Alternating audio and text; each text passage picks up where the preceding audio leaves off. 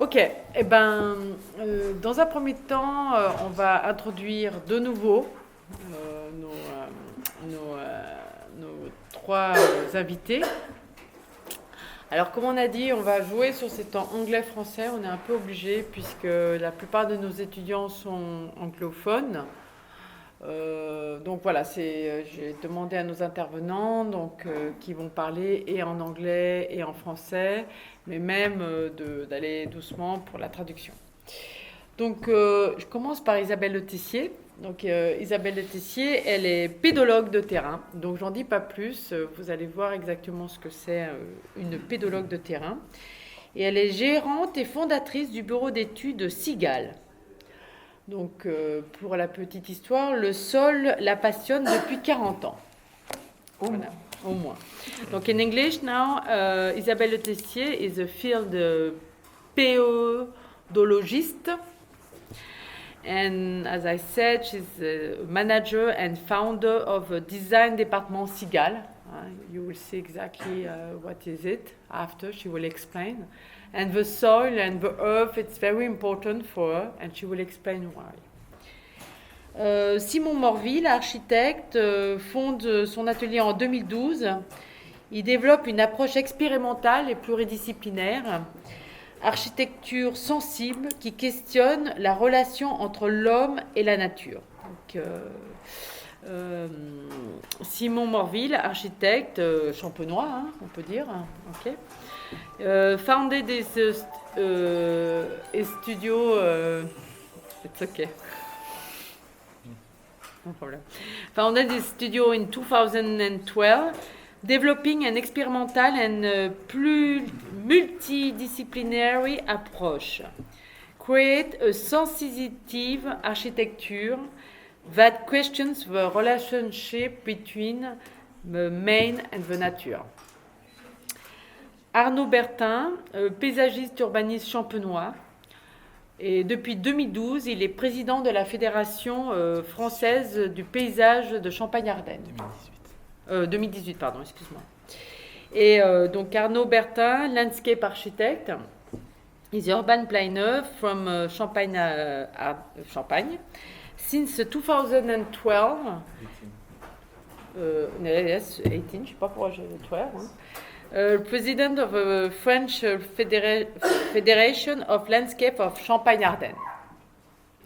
So, alors, je vais commencer, je parle en français, mais comme ça je m'arrête, que c'est tout. Alors, Rémi Busco, pour ceux qui ne connaissent pas, alors c'est un nom, il peut se présenter. Oui, alors Rémi Busco, architecte à Strasbourg et à Paris, spécialisé dans le réemploi et les techniques vernaculaires et l'écologie. Et encadrant des universités d'été. Voilà. Et Chantal Ducave, chef de projet avec Franck Deroche, des universités d'été. Donc je vais commencer un peu à parler en français, puis en fait je m'arrêterai un peu, comme ça tu traduis. Ouais. Ok. Donc nous abordons la thématique terre. Enfin, cette table ronde est sous la thématique terre, mais pas sous celui qu'on entend en tant que tel, mais plutôt sous un angle territorial. So we will start this discussion about the theme Earth, but not Earth as the material as we think of it, but Earth as a territorial approach. Donc pourquoi? Why? Car déjà, les loges... Go quickly, hein. Car déjà, les loges sont des petits édifices posés sur la terre. So, why? Because the lodge are actually small buildings that are staying on the earth. Donc, mais aussi parce que le processus de fabrication est basé sous deux aspects. Because the fabrication process is also based on two aspects. Elles sont construites avec des matériaux de réemploi amenés par les vignerons. They are built with reused material brought by the winemakers. Et sur une temporalité très courte, d'une dizaine de jours, où les étudiants vont concevoir et fabriquer la loge. And the second aspect is that they are built in a very short time, 10 days, that the students will have to build the lodge. Elles sont en interaction avec différents acteurs qui vont rencontrer durant toute la semaine. So the lodge are in interaction with different actors and stakeholders that we discovered and encountered during the whole week. Donc nous pouvons dire que ces loges ne sont pas des objets rapportés, We can say the lodges are not pieces that are brought in, mais ne sont pas rapportés sur un territoire, mais sont des témoins d'un échange entre les étudiants et les acteurs locaux. but are more testimony of the exchanges between the students and the local actors. Alors pour reprendre la terminologie de Laure Castin, qui est ancienne directrice ou encore peut-être directrice de l'Institut Chapaz, nous sommes devant de l'interculturel local. So to take again the words of Laure Castin, which is the director of the L'Institut Institut Chapaz. Chapaz, we are working now in intercultural local intercultural. Le deuxième aspect que souhaite soulever la table ronde est la question écologique. The second issue that we want to tackle through this discussion is the ecological question. Pour reprendre les propos de Bruno Latour, sociologue, anthropologue et philosophe français, So we will use the phrase of Bruno Latour, who's a French sociologist and anthropologue and philosopher. French. Quand il parle de la gouvernance en période de mutation écologique, il pense que la politisation de la négociation passe par l'appartenance à un territoire. So when he speaks of the governance and in the period of ecological transition, he thinks that the negotiation, the negotiation of the territory and who it belongs to needs to be political. Ouais, political. Et donc il dit l'appartenance à un territoire et, si la démocratie doit recommencer, c'est par le bas. Cela tombe bien, le sol, il n'y a pas plus bas. Okay, I'll take over again. Ouais. So he says that to make a territory political and to negotiate what is actually belonging to a territory, for that democracy needs to start over, and to start over it needs to start from the bottom, and that's a good thing because there's nothing lower than the ground. Ok. Donc, sur ces dernières paroles, je vous laisse rebondir à les trois intervenants sur les propos justement de cette approche-là. Alors, là, je rebondis tout de suite par une phrase de Bruno Latour qui est en épitaphe, enfin en exergue d'un bouquin sur les sols, où il dit que si nos élites étaient formées à la pédologie, si la pédologie avait constitué notre science de base, on n'aurait pas du tout la même société que si c'est que les sciences dures, tu vois, les sciences genre la mécanique des fluides, etc. C'est des sciences différentes, mais ça c'est une phrase de Bruno Latour qui m'avait beaucoup plu, que je te retrouverai exactement. D'accord. Voilà.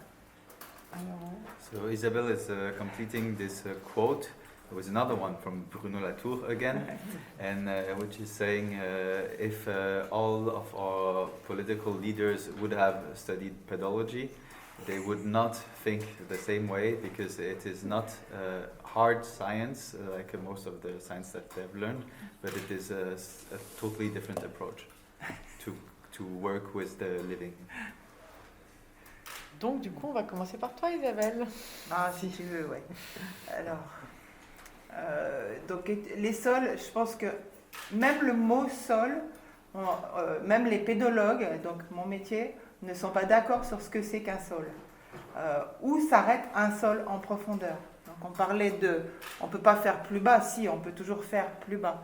Mais où s'arrête un sol?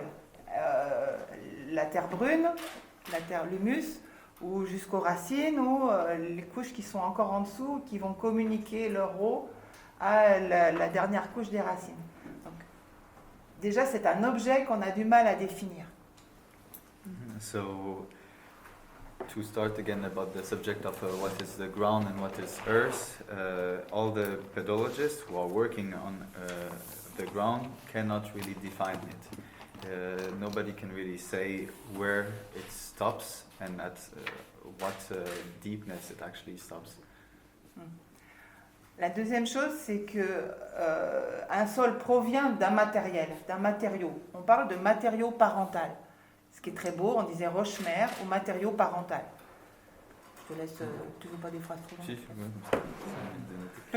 So the ground always actually comes from a material, and there's a nice expression saying that actually there's a father material or a mother material. Et les sols que je vois ici en Champagne, que je découvre, ne seraient pas les mêmes, à partir des mêmes roches, si on était sous le climat, par exemple, méditerranéen, ou si on était dans les Alpes. Pourquoi? Parce que le climat interfère énormément sur la transformation des roches pour devenir des sols, et que la durée, le temps au sens durée, interfère également énormément. Un sol, c'est une maturité, un vieillissement, plus des épaississements, plus un climat. So what's really interesting is basically within everything that is composing the ground here, it would be, if it would be in a different place, that would mean a different climate, and therefore, even though you would have the same components in the ground in the beginning, it would still change totally differently according to the climate and also according to the time that it will take to evolve. En France, sous nos climats, c'est plus pareil quand on passe la Méditerranée. En France, à part jusqu'à Lyon, aux Alpes, et puis un tout petit peu peut-être au nord, aucun glacier n'a raboté tous les sols. Ok? Il n'y a pas eu de calotte glaciaire comme dans le nord, comme en Allemagne ou comme en Suède. Donc ça, c'est très important.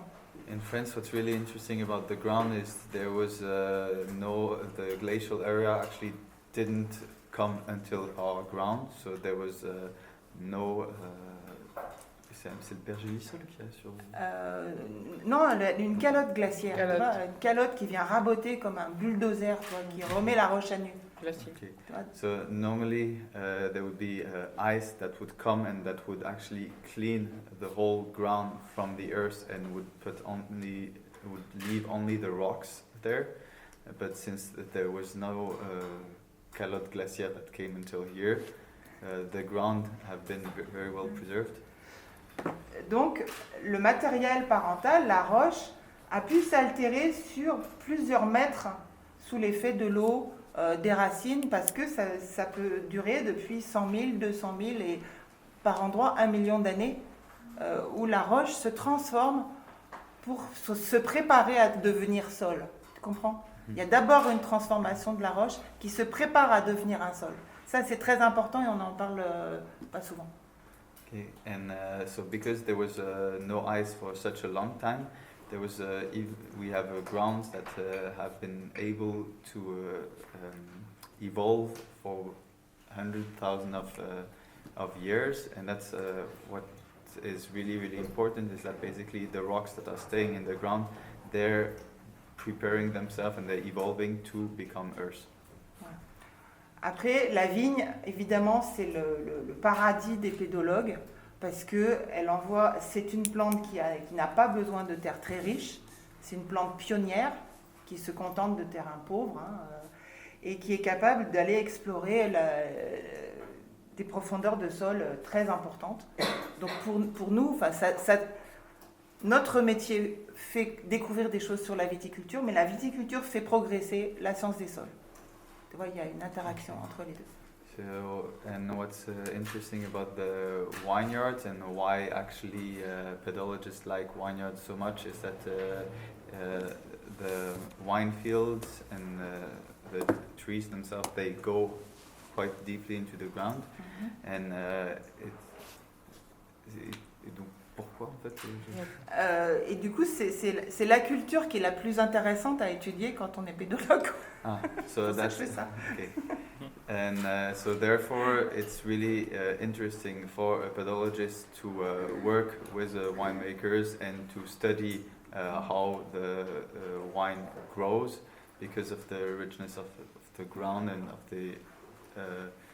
the roots, how deeply they go. Voilà. Et il y a en même temps aussi beaucoup de légendes et de croyances qui sont très intéressantes à démêler entre le goût des vins, les goûts de terroir et les vraies différences de sol. Et les sols changent beaucoup plus vite que ce qu'on imagine. Mais il faut aller voir parce que ça ne se voit pas en surface. Mais il y a beaucoup de... Je ne veux pas parler de légendes, ça serait un petit peu péjoratif, tu vois, mais beaucoup de croyances, même sur les relations entre le goût du vin et les sols. And there are a lot of beliefs that the taste of the wines are directly linked to the composition of the earth. And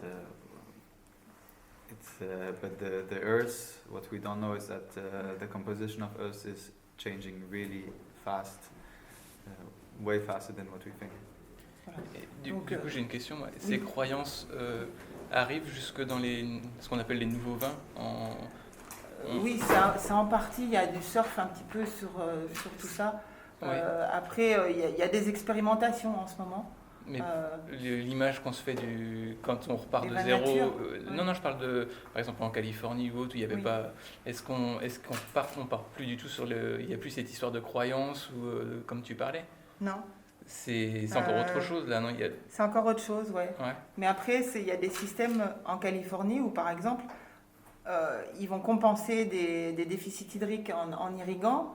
Et pour nous, en France, l'irrigation, je ne devrais pas dire ça parce que maintenant, l'irrigation, en 40 ans, les choses ont beaucoup changé déjà. Tu vois, dans le sud de la France, moi, quand j'y travaillais, il n'y avait presque pas d'irrigation, c'était exceptionnel. Maintenant, il y a des irrigations à poste, ce qu'il n'y avait pas il y a 40 ans. Tu vois. Et en Californie, il ne pleut pas, donc il y a du goutte à goutte partout. C'est pas avant, moi je trouvais ça monstrueux, et puis maintenant on fait un peu pareil dans certains coins en France. Donc la viticulture, c'est un marqueur aussi des changements climatiques et extrêmement important. Enfin, moi je pourrais parler pendant des heures là-dessus, c'est un peu difficile de me contenir, je suis désolée. Mais moi j'ai 40 ans effectivement d'expérience en ayant commencé ma carrière en Languedoc. Ce que je vois actuellement en Beaujolais ou en Mâconnais, ça me rappelle déjà ce qu'il y avait. Et quand on plante une vigne maintenant, c'est pour dans 40 ans ou dans 50 ans. Donc nous, le changement climatique, pour nous, c'est une réalité de tous les jours, quoi. On a ça en tête. Et moi, les sols, ils sont en équilibre avec un climat. Si le climat change, mes sols ne seront plus en équilibre avec le climat. Je pourrais vous expliquer, mais c'est un peu long. Les sols, ça ne se voit pas et c'est complexe, quoi. Mais vous voyez, il y a une... On va peut-être traduire un oui, petit pardon. peu. So, speaking of the earth, Arnaud was asking what is now with the new wines? Do the earth play such an important role, for example, in California, where the land is totally new and we compose a wine with a land that we don't know? And what Isabelle was saying is that basically in California what they do is they try to correct the land, kind of. So that means, for example, if there's not enough water in it, then they create an irrigation system, and that's something that, and so they just try to find the same balance that they need from the ground that is already here. For example, in France, they try to create it over there, and but now if we come back to France, we've been doing this also for the last 40 years. We've been influencing quite a lot our earth, and it is in fact because the earth is changing really fast, the ground is changing really fast, and we can say winemakery and wine in general as a science is a really interesting marker of climate change, because when we now are planning to have wine we plant it now for in 50 years in time. So that means we are already looking forward to the climate change that will be, and we're already thinking of how climate will be in 50 years and how we need to work with the ground that in a climate that will be totally different in 50 years. Et pour finir après, par rapport à ce que tu disais dans les vignes dans 40 ans, c'est vrai que apparemment en Champagne, avec le changement climatique, on serait un peu moins touché, mais là où ça serait plus problématique, c'est dans le Bordelais. Et, Bordelais, puis toute la et que le Bordelais ferait des tests avec des cépages portugais. Ouais. C'est ça. Bah, après, on a des leviers. Les vignerons ont des leviers en main pour s'adapter à ces changements. Mais il faudra que les délimitations même de l'INAO changent un petit peu de logique.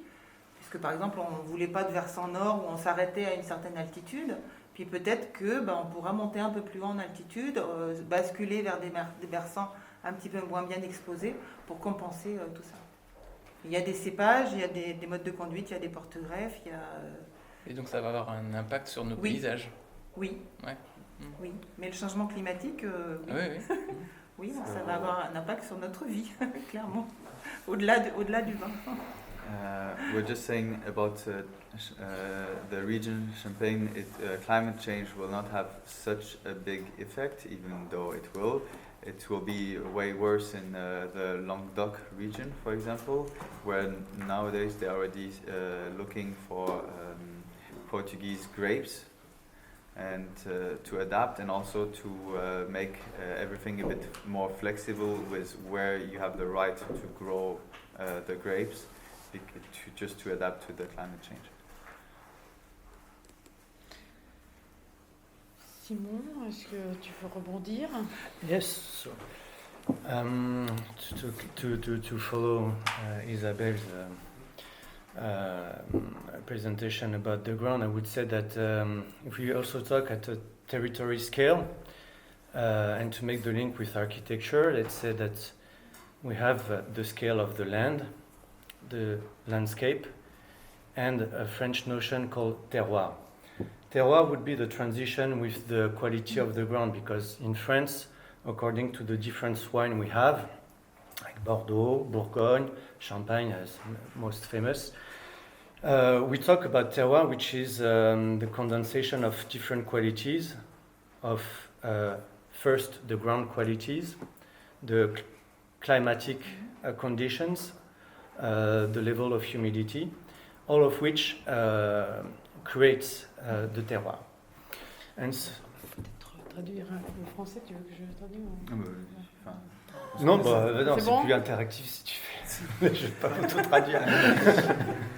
Ouais, parce que je sais pas quoi. Alors, non, mais donc, ce que Simon disait, c'est il parle du terroir, et notamment le fait que en fait, le terroir, c'est quelque chose qui se trouve à l'échelle entre le paysage et l'architecture. En fait, c'est exactement cette notion qu'on a d'un terroir vinicole où on relie un territoire avec une production, avec un type de terre, si je ne me trompe pas. C'est ça. Le terroir, c'est plus, une donnée, c'est des données... dans le paysage, je reviendrai un peu après, mais c'est vraiment conditions de sol et de climat. Enfin, c'est plus quantitatif ou physique, en tout cas. Nous, en viticulture, on rajoute quand même l'homme. Oui. Ouais. Parce que justement, il faut pas surinterpréter le sol. C'est le vigneron qui fait le vin d'abord. Et tu peux pas dissocier un terroir de ses bons hommes. Oui. Voilà, donc je veux pas le dissocier. Vous êtes d'accord? Oui. J'essaie de... So, again, back to this notion of terroir. Before we were explaining, it's a lot about the territory and the aspect of the ground, but what Isabelle is saying is that terroir comes also with the men that live there, because they are influencing a lot of the way we use the ground and the way the ground evolves. So I don't know, have you seen, because all of your groups are, having projects on different parts of the Champagne vineyards, which are, I think, of 5, six, yeah, maybe. Most of them. So me, I'm from the Montagne de Reims, which is probably one of the quite a big wine territory. And so if you operate a section on each of those sites, you will find approximately the same condition, that you have a high plateau with forest, then the slope with the coteaux, and then you arrive in the plains with what is today the industrial agriculture. But you have to know that all of this moved a lot. For example, what is now the fields that you see all around Châlons, they were like before World War II, mostly pine forest, and that before pine forest it was prairies. So it was mostly for sheep, shepherds, and then for a need of wood they planted and make it pines. And then after World War II, as it was flat and the condition of the ground and it was perfect for industrial agriculture. But the vineyards themselves, it said that before Champagne there were 50,000 hectares of vineyards, but to produce a normal wine, that is said not to put the people sick when they drink it. And so today we are 29. So there's been a big drop of the vineyards that arrived at 10,000 hectares. And then again after World War II, when the life level exploded and the consumption of Champagne, they raised it again to 28,000 hectares.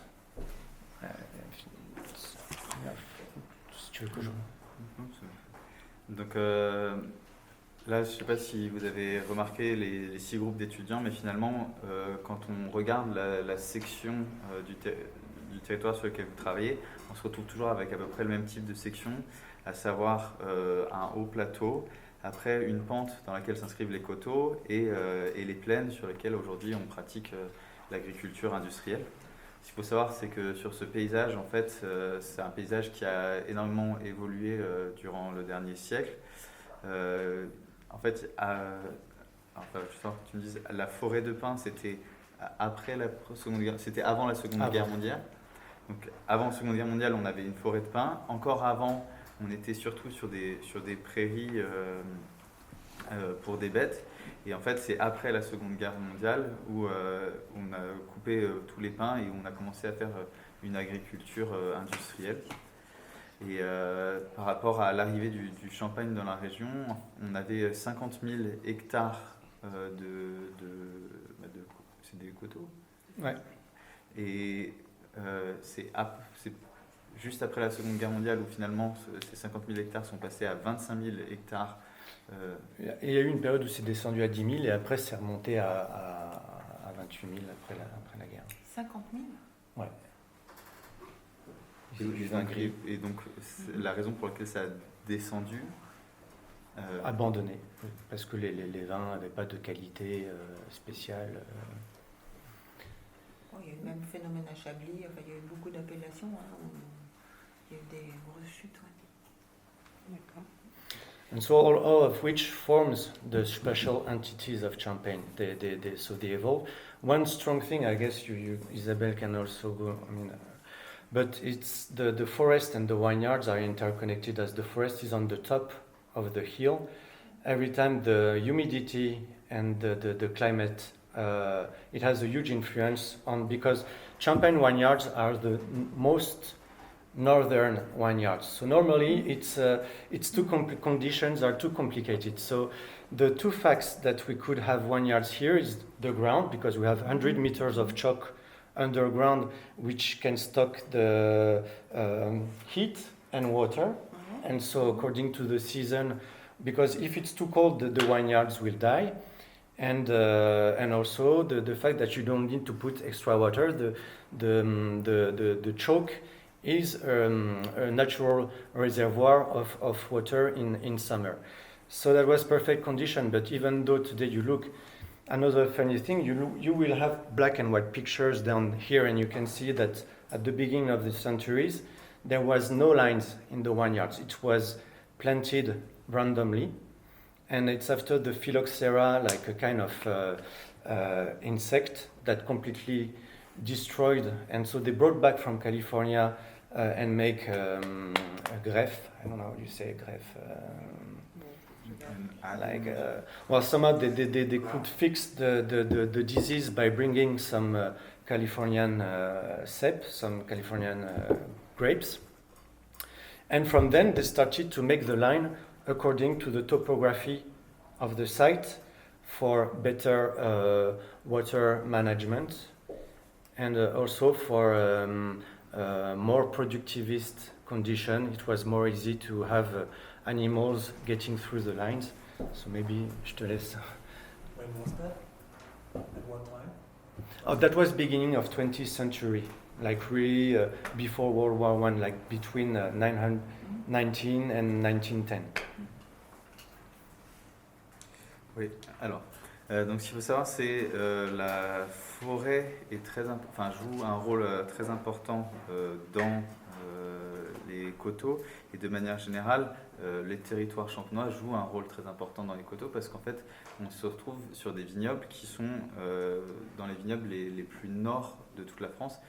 Et ça, c'est possible principalement grâce au sol et au fait qu'il y ait énormément de craie dans le sol.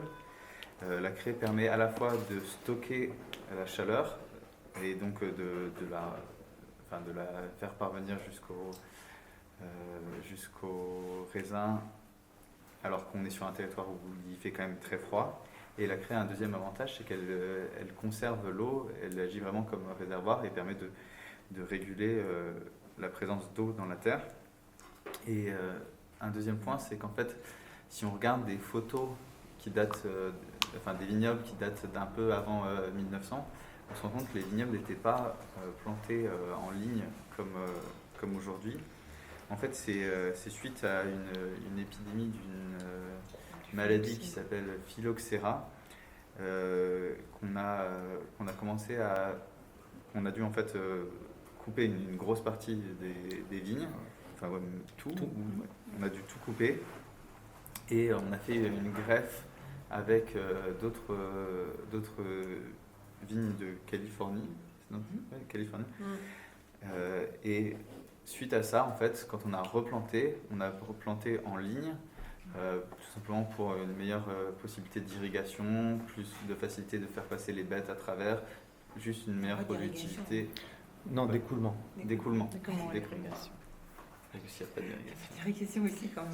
Arnaud, est-ce que tu veux rebondir? Ce que j'ajouterais, c'est que tous les coteaux ne sont pas forcément plantés, parce que après, donc il y a la terre qui est importante, mais il y a aussi l'ensoleillement.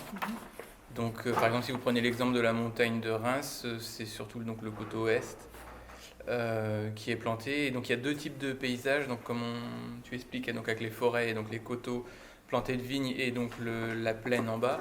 Et donc après, vous avez donc le système avec de vallées comme entre par exemple les Pernets et Château-Thierry, où vous avez donc les deux coteaux donc qui sont bien exposés et qui sont partiellement plantés, donc avec les forêts au-dessus. Et après, donc vous avez comme la montagne de Reims, où là il n'y a qu'un coteau planté, c'est pas une vallée. Donc en face, il y a un horizon, un paysage qui est complètement ouvert. Donc quand vous êtes sur la montagne de Reims, par exemple à Verzenay, vous avez une vue mais complètement dégagée sur la Champagne crayeuse. Et les seuls points d'arrêt, ce sont des silos ou la sucrerie, il y a une sucrerie à côté. Est-ce que je m'arrête déjà pour l'introduction? Ouais, ouais. So what's important is that not every orientation is good for the winemaking, and depending on the landscape and on the specific areas, not all of them are being used to plant wine. In fact, you have, for example, an example of a site that is oriented west that would be quite good for the wine, but the other sites would not. Or you have another example of the valley type of sites, where next to Montagne de Reims. La vallée, c'est... La vallée, c'est la vallée de la Marne. La Marne. Et l'autre exemple, c'est la montagne de Reims, c'est un seul coteau avec l'horizon après ouvert. Okay. C'est So vraiment the, ça ou ça. Ouais. so the first example is the one of the Montagne de Reims, where you have actually just one site, one orientation that works, and then the rest is just fields. Or you have the Marne Valley, where you have actually two slopes that are good enough to grow the wine. Par rapport donc l'implantation des vignes, ce qui est spécifique aussi à la Champagne, c'est ces micro-parcelles. Donc je crois que la moyenne c'est 18 arts, si je ne dis pas de bêtises, la moyenne des parcelles. Donc ce qui fait qu'on se retrouve des fois avec des toutes petites parcelles et qui vont vraiment jusqu'au pied des villages. Ce qui surprend à chaque fois les gens quand ils viennent voir. Donc c'est vraiment parce que la terre viticole champenoise a un certain coût. Et donc du coup, ouais, Amsterdam. Voilà. Et du coup, on en met le plus possible, et même sur des territoires où la pente est très raide. Et ce qui explique des fois que même les enjambeurs ne peuvent même pas passer, tout doit être refait à la main du coup.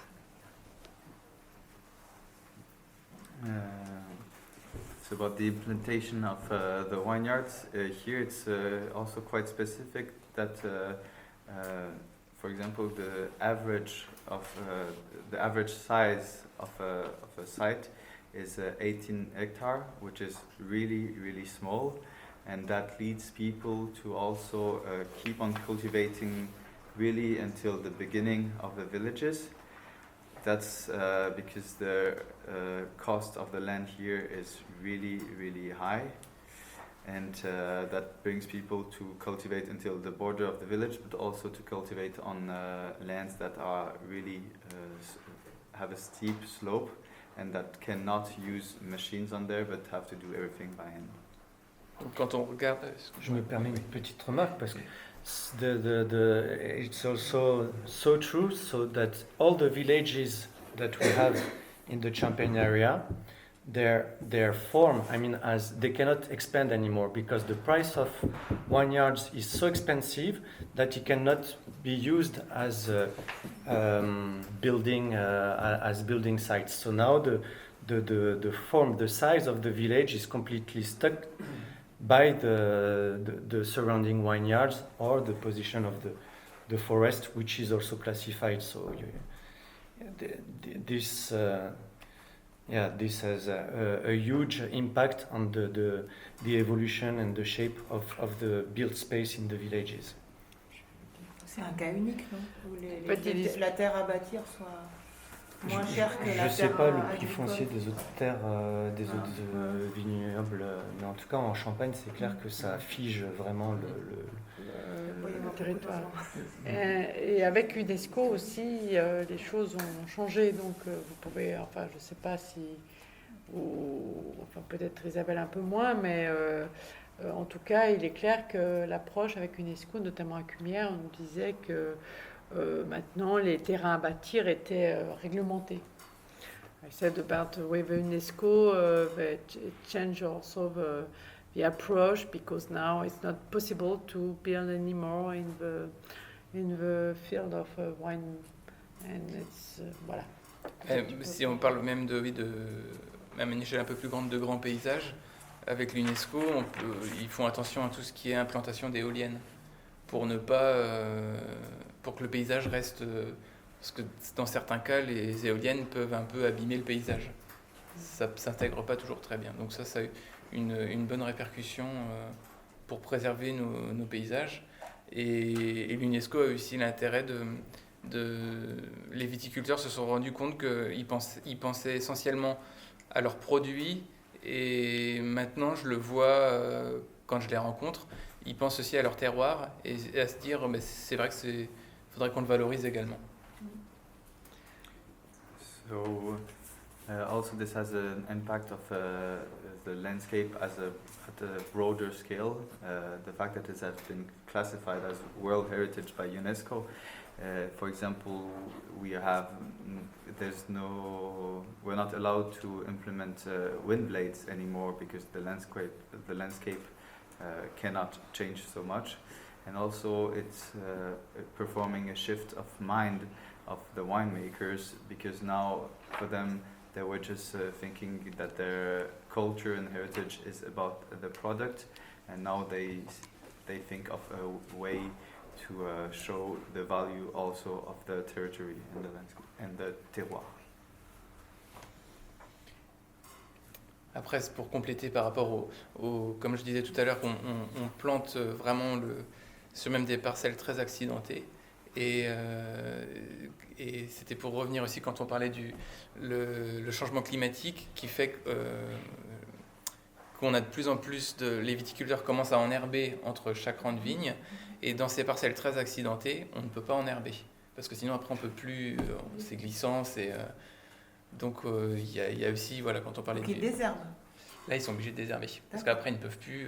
Donc voilà, moi je vois quand même un problème, c'est que tu désherbes et puis ensuite tu plantes tes vignes jusqu'au bord de la route, alors qu'il faudrait des bandes enherbées, il faudrait des bandes de tampons pour éviter les ruissellements dans les ruisseaux, sur les routes, etc. Donc il y a c'est un autre problème, tu vois, de ce prix un petit peu du foncier pour avoir une bonne diversité globale. Mais la question, c'est qui va se sacrifier pour laisser ces bandes enherbées? Ah bah oui, mais enfin oui. Hein. Bah, tant qu'il n'y a pas des... Hein, enfin, je sais pas, après... Il faudrait une vision globale. Les villages en bas qui récupèrent... Et ils récupèrent les boues et avec des orages. Il y a une seule solution, c'est l'enherbement et les bandes enherbées. Ouais. Donc...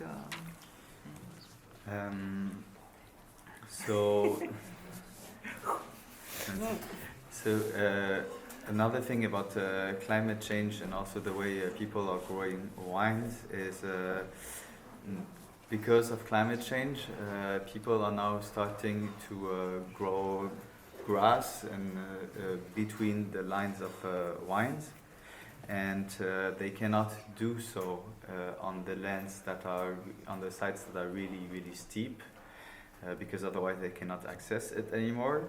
But everybody knows that they need to be these portions of grass and other kinds of green than just wine. But nobody wants to really sacrifice the land for it, so it needs actually somebody or some instance to supervise it and to supervise the implementation at the scale of the territory. Quand tu parles de pente très forte, c'est combien? Je ne saurais pas dire de chiffre, mais... Tu me diras où c'est, que j'aille voir. Ouais. Je peux donner un exemple de... Ouais, je veux bien. Je veux bien, moi, parce que j'ai bossé à Saint-Joseph et tout, il y a des pentes très très fortes là-bas. Et donc c'était enherbé ou pas du tout et en Beaujolais, on réfléchit à enherber des pentes très fortes. Ouais. Mais je pense qu'il pleut moins et que c'est moins humide que ici. Ouais. Et le coup, c'est... Ouais. Puis après, c'est pas non plus la majorité des... Et puis, t'as pas besoin de... Ouais, t'as pas besoin de passer tout le temps. Tu peux passer quand c'est plus sec, quand même. Oui. Ouais, mais il y a certains travaux, oui. En Savoie, il y a quand même des tas d'endroits qui sont très très pentus et c'est enherbé, quoi. Donc, je suis un peu surprise. Ouais. Mais c'est ça, c'est bien d'échanger entre régions, tu vois. Je vais aller voir, du coup. D'accord. Tu voulais dire? Mais il y a des parties qui sont très pentues, mais il y a beaucoup quand même, c'est pas la majorité justement comparé à d'autres vignobles.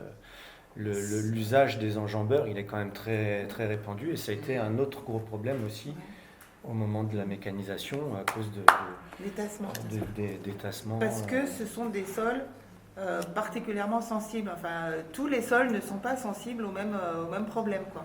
C'est en ça que la cartographie est intéressante. C'est que entre deux sols, même très proches, on peut avoir des sols très sensibles à un inconvénient et l'autre qui est résilient, qui se récupère tout seul. Et c'est ça l'intérêt de la cartographie, c'est de découvrir toutes ces petites différences qui sont après pour la gestion au quotidien qui sont très importantes. Ouais. Tu vois ? Mais parce que ce que tu disais, enfin peut-être que c'est dans mon secteur, le secteur de Dormans, mais mon frère qui est viticulteur, c'est souvent, j'entends dire que des viticulteurs se sont retournés avec leur enjambeur. Ah oui, mais ça, oui. Non, mais parce que c'est les pentes, c'est pas. Alors c'est peut-être oui. les petites pentes de raccordement sur la vallée, effectivement des courtes pentes. Et de toute façon, les accidents de tracteur, ouais, c'est vrai qu'il y en a. Il y en a. So in the very beginning there was a discussion about is it really so that when you have a steep slope you cannot plant any grass for climate change, and it seems that actually some people still do it and can still access it because you don't need to have access to the vineyard during the whole year. And then there was this discussion about all the new mechanical engines and how problematic they are for the ground, because basically they weight way more than when it's a human that is picking the grapes or treating them, and so they're compacting the ground. And what is interesting is that basically, even though you would have two sites that are really close to each other, some ground could be compacted and then still be totally fine the year after, a couple bit of time after, and some other ground could just not work anymore because of the fact that it has been compacted so much by the new engines. And a small anecdote of... Non, mais c'est sûr qu'avec un enjambeur, c'est sûr que c'est encore pire. Oui. Mais c'est pour ça que certains viticulteurs font venir avec les chevaux. Ouais, mais enfin, entre le cheval et l'enjambeur, t'as quand même un petit tracteur. Parce que le cheval, c'est combien de fois de temps de travail en plus? C'est 17 fois, je crois. Il se fatigue tous les 4 heures et après, 17 fois le cheval. le c'est coût ce qu'on m'a dit.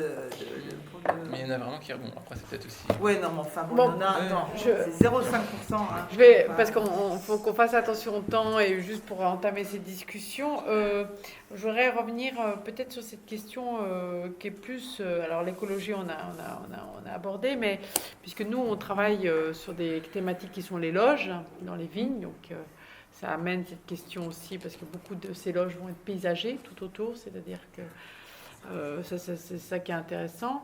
Et j'aimerais aussi qu'on rebondisse sur la partie un peu plus le construit et le sol. Je peut-être pour libérer un peu Rémi un peu. C'est donc I just would like to finish the discussion around the more the architecture and the landscape, because I think it's very interesting. All the lodges you will work with green grasses, some trees. You will see last week they have done some very good places. Donc, have you seen the landscape? It's very important for your lodge, and you should think about that, the grass, the trees, flowers, I don't know. But now I would like to speak with our personality about the building and the territory. Can you speak about that? Vous pouvez parler un peu de ça, ou Simon par exemple? So first I would like to come, because I was surprised that in 2005 about the UNESCO fact, because I made a research in 2004 about the mutation of the landscape in the Champagne area by a case study, the village where I grew up. And so one of the most important notion is the notion of landscape. As I mentioned at the beginning, a land or a terroir has no aesthetical value. It is neutral. It's physical qualities, and even the work of the man that has a cultural value, but it doesn't have an aesthetical value. It said, okay, it's a bit, I don't know, maybe you can complete, but in theory of landscape, somehow art needs to be a vector that puts a land that is neutral in a matter of aesthetics. And so it is said there's a word like artialisation, so art as a vector to transform a country that has no... and so there are two ways. One is what we call artialisation in situ, which is actually the work of the landscaper or the gardener, someone that will have a direct action on the land to transform it, to offer horizons, or to show in a way that we will have an emotion, feelings with the land. And another one is called artialisation in visu, meaning that some artists, like painters or writers, will reveal by painting, drawing, or writing about a special land, and by this art communicate another emotion, and so a group of people need to experience this sensitive feeling.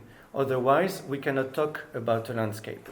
And so during this research, the first question was, can we talk about a landscape in Champagne? And that was really not obvious, because when I tried to look the reaction about tourists, foreigners, or people involved into landscaping, Champagne was really seen and lived as industrial culture that has not any special appeal, and if Champagne was somehow considered as a landscape, it came not through the sense of the eyes, but through the sense of taste that you will see here. All the ritual developed throughout visiting the caves and to arrive to the special moment where we taste the wine. And so it's from chef like the Crayère in Reims, which is one of the best restaurants.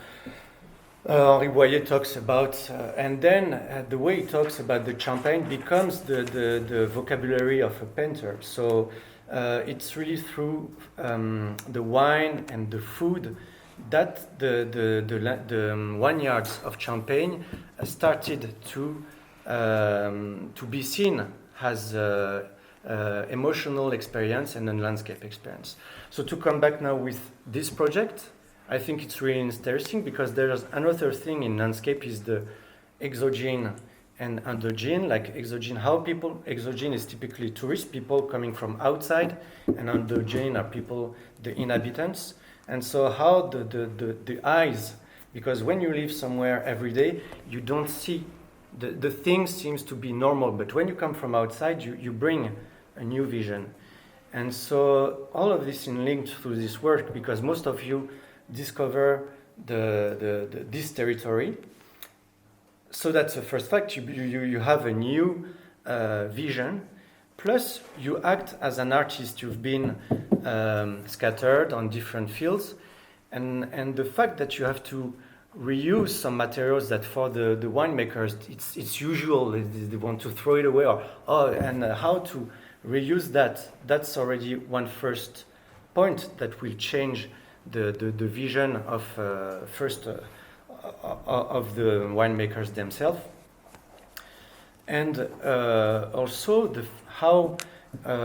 way you are going to invest the vineyards will provide a new way of looking at the vineyards, or putting by yourself in the lodge to look at the landscape. So all of this workshop is very interesting in the way to bring this notion of landscape, and to make the link between the culture, the experience, and finally to bring art in a culture that was completely disconnected from any artistical vision.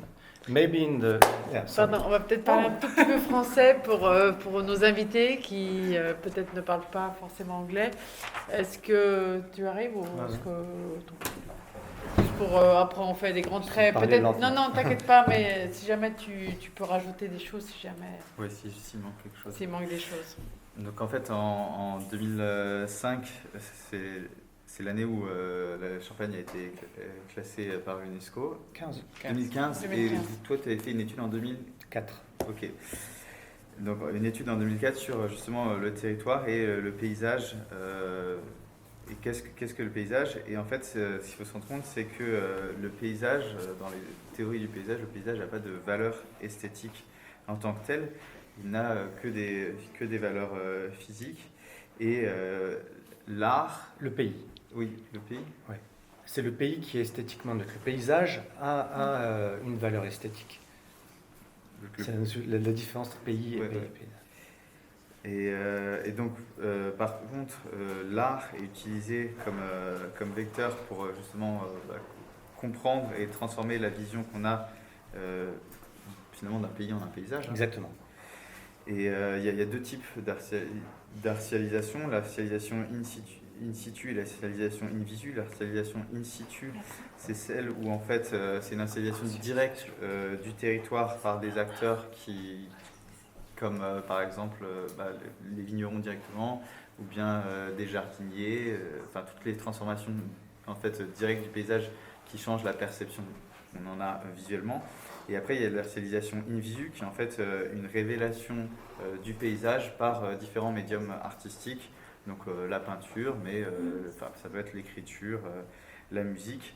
Et cette artialisation in visu, ça participe au changement de perception du paysage par les émotions.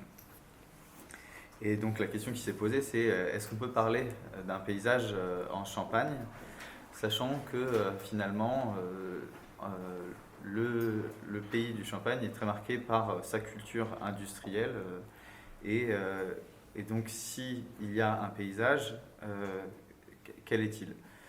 Et donc on s'est intéressé un peu à qu'est-ce qui définit ce paysage, notamment en termes d'émotion et de ressenti. Et finalement, on s'est rendu compte que c'est tout ce qui est lié autour du Champagne et à l'expérience, les expériences qu'on fait aujourd'hui, par exemple, de la cave, tout ce qui est les restaurants dans lesquels on va, toute la gastronomie qui s'est développée autour du Champagne et tous les lieux qui se sont développés aussi, donc, mais principalement autour de la nourriture et de la gastronomie, comme une expérience émotionnelle qui donc définit aussi un paysage. Je voudrais juste une petite nuance sur l'intervention in situ. Les vignerons ne sont pas considérés comme des paysagistes. Les vignerons, c'est justement ce caractère-là qui est très critiqué, c'est le caractère productiviste. Et que les vignerons ont tout orienté pour avoir une culture la plus efficace possible, mais qui ne soit pas du tout comme les petites cloches qu'on trouverait en Bourgogne, ou les murs, c'est un talutage. Enfin, quand on lit même tous les textes d'études, on parle de symptômes, on parle de cicatrices, on parle de pathologie. Donc c'est un langage qui est assez dur dans la manière de... Et puis après, sur les représentations, il y a très peu de représentations en peinture. Il y a finalement que dans les contes qu'on trouve une description magnifiée, sublime du vignoble. Mais, Arnaud, tu veux rebondir là-dessus? Peut-être ça. Et en fait, il y avait une partie qui manquait aussi. Bon, c'est pas grave. Okay. Arnaud, mais comme ça qu'on raison. Non, par rapport au fait qu'on parlait, y a-t-il un paysage champenois, c'est ça en fait, en gros, c'est ça que tu disais ou... Je voulais être sûr de... Oui. La première question, c'est peut-on parler de village champenois, ce qui au départ était vraiment pas une évidence. Ouais. Et oui, justement, c'est peut-être qu'on en parle de plus en plus, on en parlait peu avant, et c'est par des interventions comme aujourd'hui que l'on fait qu'on s'appropriera de plus en plus notre territoire. Exactement. Et c'est vrai qu'on ne se l'approprie pas assez en Champagne. Parce qu'une opération comme aujourd'hui change le regard et change l'appropriation. Une vision. Je vais revenir justement parce que ça me permet de traduire la fin de ce que tu avais raconté sur justement les facteurs exogènes et endogènes de la vision du territoire. En fait, ce qui est intéressant avec l'université d'été qu'on fait aujourd'hui, c'est que donc exogènes, c'est les personnes qui sont en extérieur et endogènes, c'est les facteurs internes. Donc nous, par exemple, en tant qu'étudiants, architectes ou autres qui viennent sur ce territoire Champagne, on fait partie des facteurs exogènes qui permettent de développer une autre vision du territoire et par la vision que nous on développe, en fait, changer la vision que les vignerons ont d'eux-mêmes. Donc l'exemple, par exemple, du matériau de réemploi où les vignerons, eux, ils ont énormément et ils le jettent, ils le brûlent et ça n'a pas de valeur. Nous, le fait de découvrir le territoire et de découvrir ces vieux matériaux et de dire c'est quelque chose qui doit être valorisé, ça permet en fait de changer, de confronter leur vision avec la nôtre et de faire changer leur vision sur eux-mêmes et sur ce qu'ils produisent.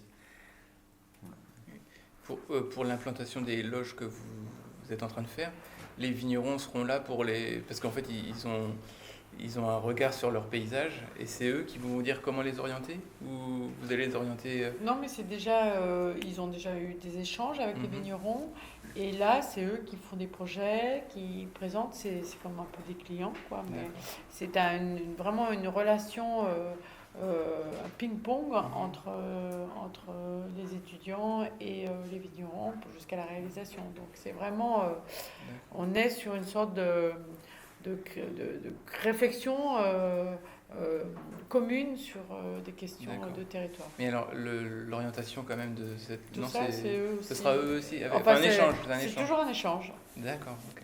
Oui, non, c'est un aller-retour. D'accord.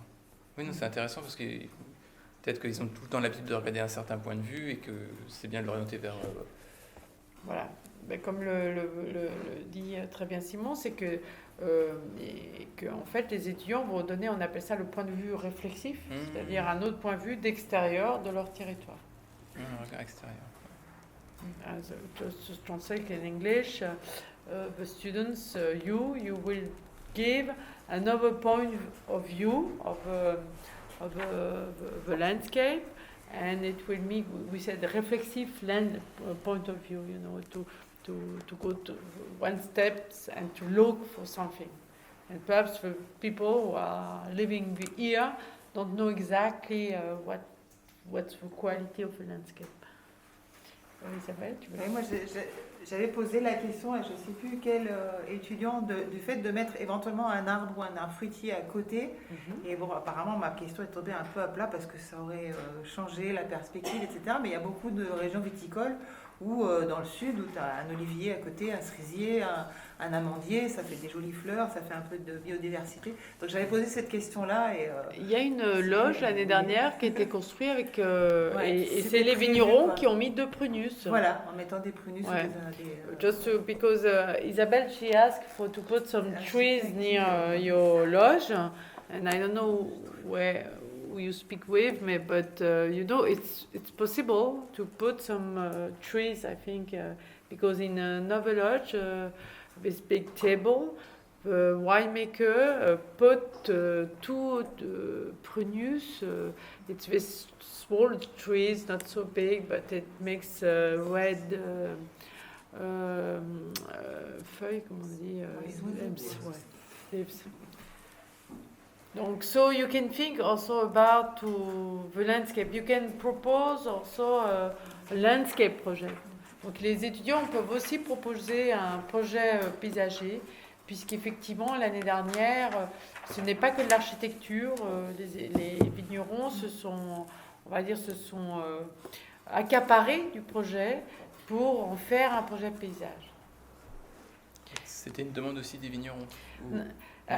Ce qui est très intéressant dans cette université d'été, c'est que en fait, on ne sait pas du résultat et c'est toujours en transformation. D'accord. Donc nous sommes de passage sur un territoire et en fait, les choses continuent malgré nous ou disparaissent. Voilà, to explain in English, what we are doing is not only an object in the landscape, it's something in a small times, and it will change. And it will change by the winemaker, and it will change by the light, the sun, and the wind. And we are in just one moment in a space, and it changes. Donc, and perhaps disappear. Et ça peut disparaître, parce que il y a une loge de l'année dernière qui va disparaître. Parce que, voilà, c'est comme ça. Donc, c'est apparition, disparition. It's appear and to disappear. Mais est-ce que, Isabelle, tu voulais dire quelque chose concernant, justement... Non, enfin, moi, c'est pour moi, oui, comme une loge, ça fait quand même un point vertical dans un paysage quand même souvent assez horizontal, donc c'est important. Et pour moi, il va de soi qu'il faut mettre un arbre à côté, mais c'est c'est mon expérience, quand on va se mettre à... Il faut qu'on ait un peu d'ombre, puis un oiseau, il faut qu'on puisse manger un fruit, tu vois. Pour moi, c'est évident, quoi.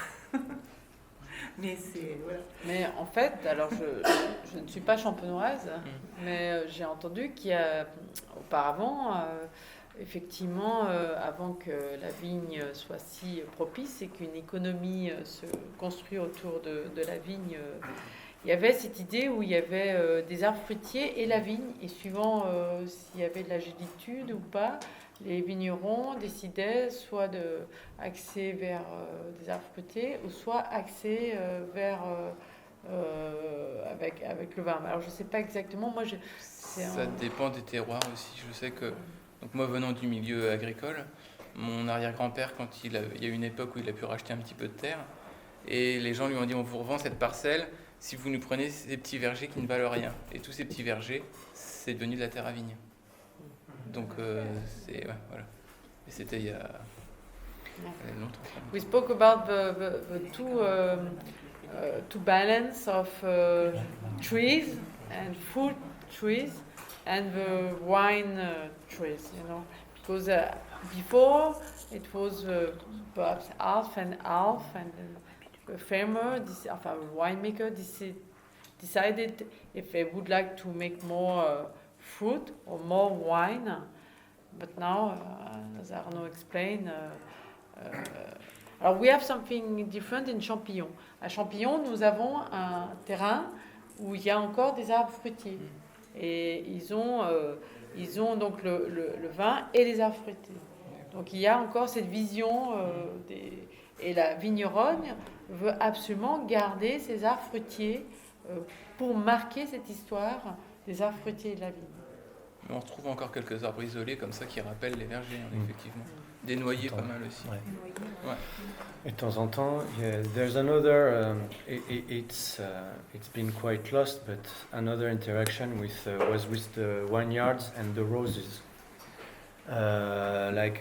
There's a town, one of the villages is called Chigny-les-Roses, and so it's because before the phylloxera epidemic, all the lines of vineyards, I mean not after, because maybe after the phylloxera, because before it was random. Anyway, at some point there were roses at the beginning of each line to see if the rose gets somehow sick. That means it's time to treat the vineyards. Same, the roses have mostly disappeared from the vineyards. Qui sont des roses, les roses dans les vignes, et toute l'histoire des roses dans les vignes. Alors, je suis un peu embêtée concernant le timing. Je préfère de pas, parce que qu'il nous avait dit. Je propose qu'on continue ces discussions autour d'un verre, plutôt de plusieurs verres, parce qu'ils vont nous faire une dégustation. La maison Joseph Perrier ont quand même une sorte de panel assez intéressant de champagne. Alors voilà, je vais le dire aussi en anglais parce que pour nos étudiants, je crois que c'est important aussi qu'ils comprennent toute la qualité et la différence du champagne. Parce que par exemple, moi je ne connaissais pas quand je suis arrivée sur ce territoire, et c'est là où on comprend aussi. Donc ces moments-là, ce n'est pas uniquement pour boire du champagne, c'est des moments où pour comprendre la complexité et la diversité du champagne. Donc now, Joseph Perrier will make a degustation and explain also the champagne. But I think it's very important to take care about what kind of champagne you will drink. And also the three different cépages, and also the percentage of the different cépages in each drink. Because it's very important to understand this quality of the champagne. Normally, the people, for me, before to come here, I don't understand the quality of the champagne because it looks like a name, but with nothing behind. So take time and ask some questions about what you drink. Now you have to make a visit. You know they put some liquor. How many liquor they put or not? Think about that. I think it's very interesting also for the summer school. Merci pour nos invités et